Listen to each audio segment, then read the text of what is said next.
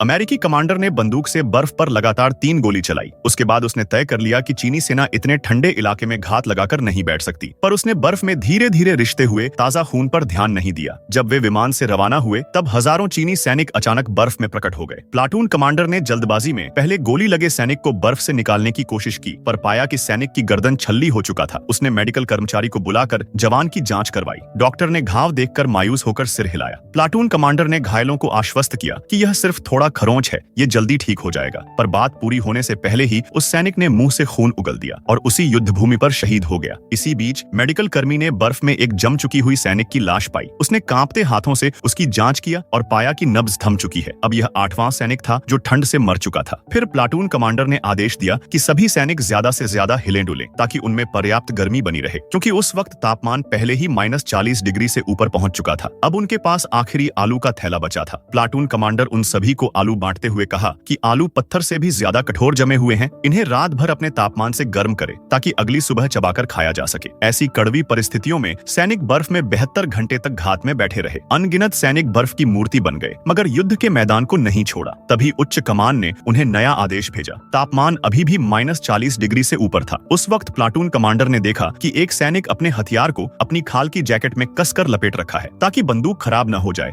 मगर आदमी मर गया तो यह बंदूक किस काम की। कमांडर ने उसे समझाया कि तुम्हारी ताकत ज्यादा है, उसे खुद को बचाने को बोला और उसे अपना मफलर भी दे दिया। ऐसी भयावह परिस्थितियों में सैनिक बर्फ में 3 दिन और 3 रात के लिए घात में रहे। अगले दिन अमेरिकी सेना जब पेट्रोलिंग करते समय उनके पास पहुंची तो सैनिकों ने तुरंत हमले का सायरन बजाया, जिससे बर्फ से बड़ी संख्या में चीनी सैनिक निकलकर अमेरिकी सेना पर हमला कर दिया। इस अचानक हमले से वे चौकन्ने नहीं हो पाए और सीधे तौर पर अमेरिका की 7वीं डिवीजन पूरी तरह खत्म हो गई। चीनी सैनिक अब जीत का फायदा उठाकर उनका पीछा करते हुए रात के अंधेरे में अमेरिकी एयरफील्ड पर हमला कर दिया और जल्द ही एयरफील्ड पर कब्जा कर लिया। भुखमरी से तड़प रहे सैनिक अमेरिकी राशन को बेबाकी से निगलने लगे। अब पेट भरने के बाद प्लाटून कमांडर ने युद्ध रोकने का आदेश दिया, क्योंकि यह मार्ग अमेरिकी सैनिकों के वापसी के लिए एकमात्र रास्ता था जिस पर अब उनका कब्जा था। बावजूद इसके दुश्मन ने विमानों से बेतहाशा बमबारी करके कब्जे वाले अधिकांश ठिकानों को लगभग वापस ले लिया। देखते ही देखते अमेरिकी सेनाएं फिर से ऊंचाई पर चढ़ने वाली थी। यह देखकर प्लाटून कमांडर ने मशीन गन हटाई और पास खड़े सैनिक को पकड़ाते हुए उन्हें वहां से जाने को बोला, क्योंकि अब वो दोनों ही बचे थे। लेकिन वे 2 सैनिक नहीं जाना चाहते थे, तो कैप्टन उन्हें वहां से जाने का ऑर्डर देता है। अब सुबह हो गई। कैप्टन दोनों सैनिकों के जाने के बाद उसने खुद एक विस्फोटक पैकेट को कंधे पर लेकर अमेरिकी सैनिकों की ओर भागा और उनके साथ खुद को ब्लास्ट कर लिया।